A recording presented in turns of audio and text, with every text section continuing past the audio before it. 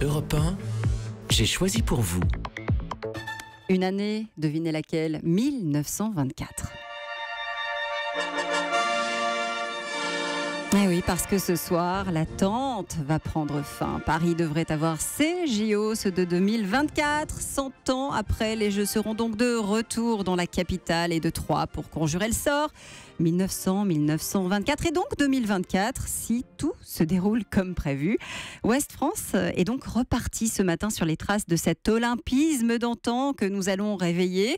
Parce que sans les Jeux, le saviez-vous, le métro n'aurait peut-être jamais vu le jour. C'était un petit jardin qui sentait bon le métropolitain. Eh oui, notre bon vieux métropolitain est sorti de terre pour les JO, ceux de 1900. La ligne 1, notamment créée pour relier la Porte-Maillot à celle de Vincennes. 18 mois pour la construire, cette ligne, elle qui est aujourd'hui la plus empruntée par les Parisiens. La piscine de Tourelle aussi porte des lilas, le bassin du 20e. On a vu passer des athlètes en maillot, à commencer par un certain Johnny Westmuller, déjà torse nu, le futur Tarzan plongé mieux que personne dans le grand bain, ce qui lui vaudra de décrocher à l'époque à Paris plusieurs médailles. Aujourd'hui, le bâtiment n'est plus en état, il se refait une beauté, ironie du sort, c'est par le toit qu'il prend l'eau. Et puis Colombe, ce stade mythique, doit son existence à la ville de Paris, qui à l'époque est près de ses sous et ne veut pas payer les travaux pour que le Parc des Princes se refasse une beauté pour les Jeux. C'est donc dans les Hauts-de-Seine qu'un stade est construit pour accueillir